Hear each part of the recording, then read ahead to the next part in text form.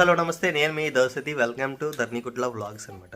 ఇప్పుడే లేచాము, సినిపిస్ రెడీ అవుతుంటే ధర్ని ఏమో బేబీకి ఏం చేస్తున్నాము, మసాజ్ చేస్తుంది అనమాట.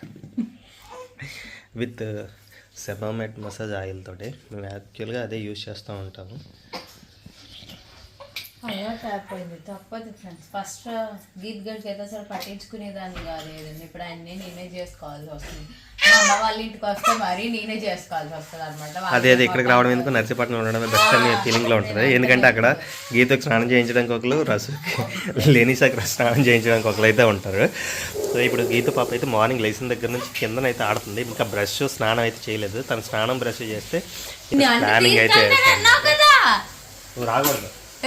చంటి పాపని ఇంట్లో పెట్టేసి ఎలాగ వస్తుంది చెప్పండి, మీరే చెప్పండి. చిన్నపిల్లల్ని ఇంట్లో పెట్టేసి తల్లిదండ్రులు బయటకు వెళ్తే బాగోదు కదా. సో తల్లి తండ్రి ఎవరో ఒకరు ఇంట్లో ఉంటే బెస్ట్ కదా. సో అందుకనే పనులు చేసుకొని రాలేదు మరి. ఇది ఇప్పటి వరకు ఉన్న అప్డేట్ అనమాట. ఎక్కడికి వెళ్తాం, ఏం చేస్తాం అన్న ప్రతిదీ కూడా షూట్ చేస్తూ ఉంటాను. ఈరోజు వ్లాగ్ అంతా నేనే షూట్ చేయొచ్చు మ్యాక్సిమం. సో కొత్తగా ఉంటుంది, స్టే చూడండి.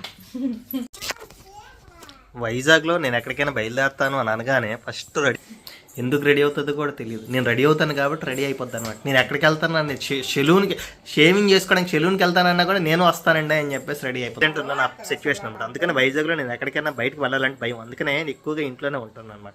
చాలా మంది అంటూ ఉంటారు, ఎందుకు మీరు బయటకు వెళ్ళరు, అలాగే ఇంట్లో అతుక్కుపోతారు. డ్యూ టు దిస్ క్యాండిడేట్ అనమాట. 1 year తర్వాత వేసింది. వైఫై అవ్వట్లే. మా బావ కూడా వైఫై పెట్టిడు కానీ అది ఎప్పుడు పని చేయదు. ఈడు తినేస్తాడో లేదా వైఫై వాడికి ఎత్తాడో తెలియదు కానీ బిల్లు మాత్రం అదే దుబ్బెత్తాడు. బావా 6 నెలలు అయిపోయింది బావా, 3000 కొట్టు బావా వైఫై కానీ అంటాడు. కొన్నాం కదా, క్లిప్ చూపిస్తాం. బాగుందా లేదా చెప్పండి.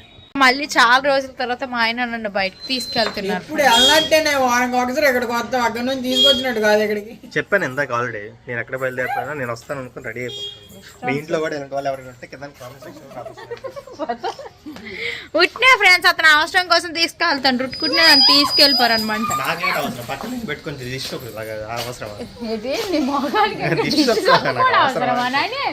మొఖానికి దిష్టి చొక్కాడు చూడండి, ఇదే ఎక్కువ మాకు. మళ్ళీ దిష్టి చొక్క పక్కన పెడతా. చెప్పులే ఫస్ట్. అయ్యో తండ్రికి బాధ్యత లేదా అమ్మ, చెప్పులు తెచ్చి మీకు పుణ్యం. మా ఇంట్లో గోల గోల గోల రచ్చ అవుతుంది అన్నిటికీ. చిన్నమ్మ అయితే పడుకొని పోయింది, పాలు తాగేసి పడుకుంది అనమాట. 3 hours వరకు మ్యాక్సిమం లెగదు. సో అదే ధైర్యంతో మేము వెళ్తున్నాం అనమాట. మా అమ్మ, మా డాడీ, మా తమ్ముడు ముగ్గురు ఉన్నారు మా పాపని చూసుకోవడానికి. మా ఆయన చూడండి, నాకు అవసరం లేదని చెప్పారు, మళ్ళీ నన్ను జ్యువెలరీ షాప్ తీసుకొచ్చారు. అలాగే ఉంటుంది ఫ్రెండ్స్. ముందు చెప్పానా, నాకు అవసరం ఉండే వస్తారు మా ఆయన. నాకు ఏదో కొంటారంట. ఎంత ప్రేమ చూడండి అసలు. ఇలాంటి ఆఫర్ ఎవరికి రాదు. మంత్లీ కూడా నా కోసం పర్చేస్ చేస్తుంటారు అనమాట. ఇలా ఉంది, బాగా నచ్చింది నన్ను. ఇది ఎంత కూడా ఉన్నాయి చూడు. సో బయటకి అయితే వెళ్ళి వచ్చాం ఫ్రెండ్స్. తర్వాత అయితే మా డాడీ వాళ్ళు బయట నుంచి తెచ్చిన సాంబారు, బఠానీ కూర, ఇంకేటి వంకాయ బఠానీ కర్రీ, 3 కర్రీలు తెప్పించారనమాట. ఇంట్లో అన్నం పెట్టారు, చక్కగా కలుపుకొని తినేసాను అన్నము.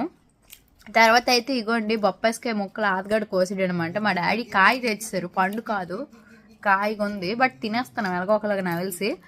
ఇప్పుడు ఎందుకు తింటాను తెలుసా, ఒంట్లో బాగలేదు కదా. బాగలేనప్పుడే మంచి వేవేం తినాలి అనిపిస్తుంది అనమాట. ఇమ్యూనిటీ పవర్,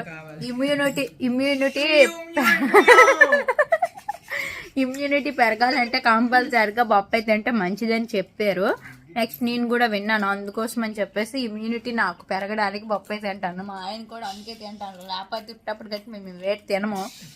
ఆరోగ్యకరమైనవి ఎప్పుడు నేను ఉట్టప్పుడు తినని తెలుసా ఫ్రెండ్స్. నాకు ఏదైనా బాగోకపోతేనే తింటాను ఆరోగ్యకరమైనవి. మళ్ళీ మా డాడీ నారు ఉంది, గీత మీద పడుకొని పోయింది అనమాట. నేను ఇంకేటని చెప్పాలనుకుంటావా,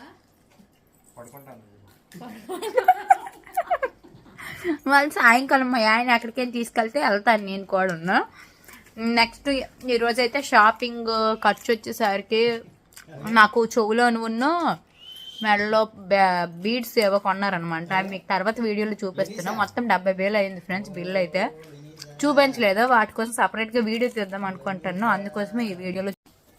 నాని అవును చెప్పడం మర్చిపోయినా, బిలేటెడ్ హ్యాపీ వ్యాలంటైన్స్ డే. చిన్న మరి నాకు సర్ప్రైజ్ ఇది అందరు చూడు హస్బెండ్స్ వైఫ్స్ని అలా సర్ప్రైజ్ చేస్తున్నారు. పెళ్ళి ఇద్దరు పిల్లలు అయితే సర్ప్రైజ్ అవసరం లేదా? బోర్ కొట్టేసినానా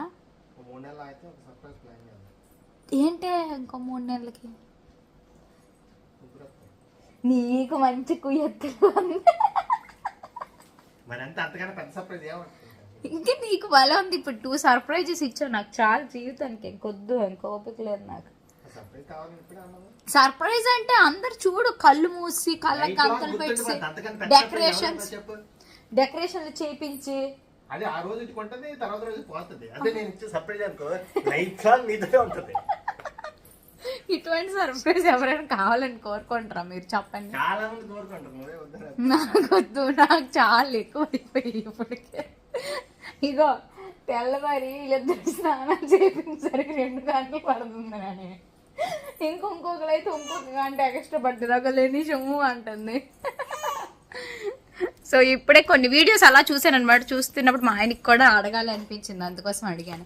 బట్ నాకు మా ఆయన ఎప్పుడు సర్ప్రైజ్ చేస్తూనే ఉంటారు. ఎలా అని తెలుసా? నాకేది ప్రేమించే వాళ్ళకి ఒకటే వ్యాలంటైన్స్ డే ఉంటుంది. 365 డేస్ లవ్ చేస్తా ఉంటారు. 365 డేస్ మనకి వ్యాలంటైన్స్ డే మనం సెపరేట్ గా జరుపుకోవాల్సిన అవసరం లేదు. చాలని ఇలాగే మాటలతో బిస్కెట్స్ చేసేసి నా నేటకి పడిసు మరి ఇంకేట్ లేదు. సో అలా ఉంటుంది అనమాట. మళ్ళీ నాకు నచ్చినవే కొనడానికి ఇష్టపడతారు. అందుకే ఎక్కువగా సర్ప్రైజ్ గా మేమేం ఫీల్ అవ్వము, ఎందుకంటే ఇద్దరికి తెలిసి చేసినవే కదా, ఇంకా తెలియకపోతే సర్ప్రైజ్ అని ఫీల్ అవ్వడానికి. చూడండి ఫ్రెండ్స్, ఎవరైనా నాకు కొంటారో వాళ్ళ కూతురు కోసం కొన్నారు. నేను అందులో ఒక్కటేనా నేను తింటానా నాని? అందులో ఒక్క చాక్లెట్ నాకు ఇష్టం ఉందానని చెప్పు. ఆహా తెలీదు, పెళ్ళి అయ్యింది, సంవత్సరాలు అయింది, ఇంకా ఇష్టమైంది అంటే తెలియదు అంట. చూడండి ఫ్రెండ్స్ ఎన్ని కొన్నారు. ఇలా కొనిసిస్తే అది అలా తయారవకపోతే ఇంకెలా తయారవుతుంది? అంటే రోజు ఇవ్వడానికి ఒక్కొక్కటి అన్నట్టు కొన్నారనమాట. ఎక్కువ తక్కువ రేట్లో దాస్యం దానికి తెలీదు యాక్చువల్గా, అది పడుకుంది, అందుకోసం ఓపెన్ చేసి చూపించారనమాట. ఇప్పుడైతే సిల్క్ ఒకటి, డైరీ మిల్క్ నార్మల్ ఒకటి, హైడ్ అండ్ సిక్, జెమ్స్. కానీ ఎలాగైనా నువ్వు ఇంటికి వెళ్ళగా అవన్నీ దాయాలి భద్రంగా కదా, కనిపించకుండా. కనిపించిందంటే అయిపోయినట్టే అనమాట. ఒక రోజులో అవ్వగొట్టద్దు ఇవన్నీ. ఇప్పుడు నాకొకటి మా ఆయనకు ఒకటి తీసారు. నేను అంతకీ ఇవి తినాను ఫ్రెండ్స్, నాకు మంచి చాక్లెట్స్ అంటే ఇష్టం అనమాట. కొనవలసింది కదా, నేను ఇష్టం అని తెలుసు కదా, నేను కొనో. నాకు డౌటా? అయ్యో. మేడం గారు కష్టపడి ఇప్పుడు ఒక సినిమా అయితే చూసారు. అది ఎలా చూసారంటే వాళ్ళ నాన్నకి పాపని ఇచ్చేసింది, వాళ్ళ నాన్న చూసుకుంటా ఉంటే తినేమో పైన కూర్చొని హ్యాపీగా సినిమాలు చూసుకుంటూ వచ్చాను. ఇది ధర్ని గొడ్లతో వచ్చింది. నేనా? నేను చూసాను మధ్య మధ్యలో పాపను ఎత్తుకోను కదా.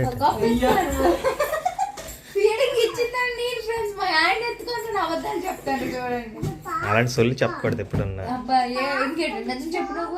నిజమే చెప్పాను నేను. మా ఆయన అయితే సినిమా చూస్తుంటే కూడా గేమ్ ఆడుకొని సినిమా చూసాను. ఒక పక్క ఎత్తుకొని ఒక పక్క చేత్తో ఆడుతుంటే ఒక పక్క చూసాను.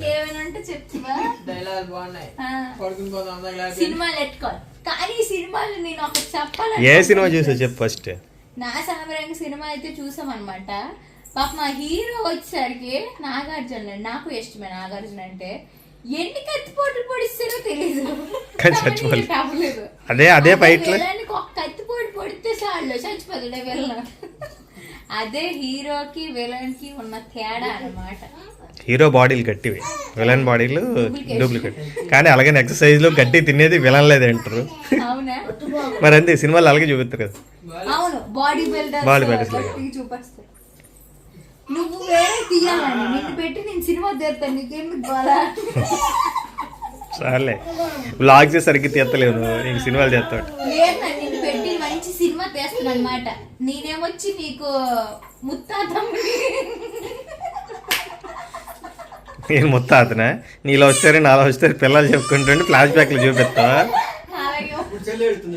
కానీ ఎప్పటికైనా మనం ఫ్యూచర్ లో సినిమా తీసే ఛాన్స్ వస్తే చేస్తాం. ప్రమోషన్ కోసం ఎవరు వస్తారు, కెమెరామెన్ కింద ఎవరు వస్తారు, డైరెక్టర్ కింద వస్తారు, ప్రమోట్ చేస్తాం అని చెప్పి బ్లాగ్ లో కింద డిస్క్రిప్షన్ లో లింక్ చెప్తాను.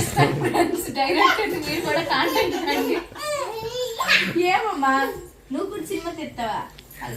ఫస్ట్ టైటిల్ వస్తుంది కదా, దేవుడు వేస్తాం కదా, ఆది పరాశక్తి ఆశీస్సులతో అని చెప్పేసి ఒక గురూజీ ప్రమోషన్ జ్యోతిష్యం ప్రమోట్ చేస్తాం అనుకో అయిపోయాం అన్నట్టు. మీలో ఎంతమంది ఆ జ్యోతిష్యం ప్రమోషన్లు చేస్తున్నారు కదా చాలామంది వ్లాగర్స్, వాళ్ళలో కాంటాక్ట్ అయ్యి మీకు జెన్యున్గా రిజల్ట్ వచ్చాయన్న వాళ్ళు ఎవరైనా ఉంటే కింద కామెంట్ సెక్షన్లో మాతో షేర్ చేసుకోండి. మాకు వాళ్ళ స్టోరీలు తెలుసుకోవాలని అయితే ఉంది. అసలు మీరు కాంటాక్ట్ అయితే వాళ్ళ రేట్లు ఎంత చెప్తున్నారు, వాళ్ళు మీకు నిజంగా అసలు పూజలు చేస్తున్నారా, వ్రతాలు చేస్తున్నారా, లేదా మంచి ఉపాయాలు మీకు ఏమైనా ఇస్తున్నారా లేదో మాతో కింద కామెంట్ సెక్షన్లో మాత్రం ఈ లాగ్లో మాతో షేర్ చేసుకోండి. ఎందుకంటే నెక్స్ట్ లాగ్లో ఎక్స్క్లూజివ్గా దాని గురించి మాట్లాడొచ్చు. సో నన్ను హేళన చేస్తావా? ఏది చెయ్యి మాకు సరే.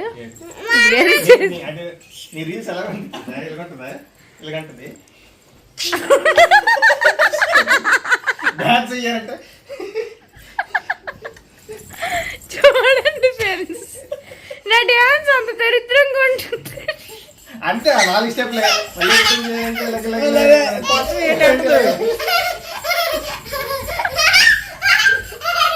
ఇంతే. ఈ 4 స్టెప్లు రీల్స్ మొత్తం 600 రీల్స్ ఉంటుంది. 600 రీల్స్ ఎన్ని వెతికినా అవే స్టెప్లు అంటే నువ్వు చేయమండి. ఇది ఎప్పుడు ఒక స్టెప్ ఉందా? నేను ఒక స్టెప్ అదే. నేను నీకు అసలు డాన్స్ రాదు. చాలా ఒకటే నాకు నవ్వుతావు అంతే, ఇంకేం చెయ్యవు. ఇదే నన్ను ఎక్కిరేస్తాను. నా డాన్స్ బాగుంటుంది. మీరు కామెంట్ సెక్షన్ కామెంట్ చేయండి ఫ్రెండ్స్. గీత అమ్మ డాన్స్ బాగుంటుంది బాగోదే?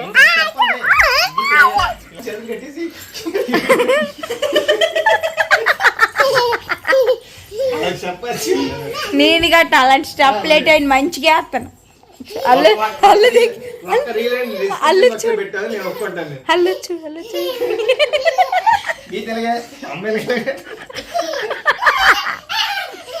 నా కూతురు కూడా ఎక్కిరించేస్తుంది.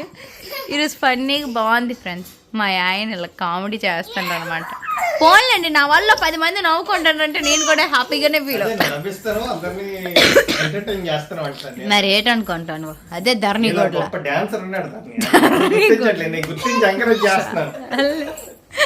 గీత మళ్ళీ చేయి నువ్వు.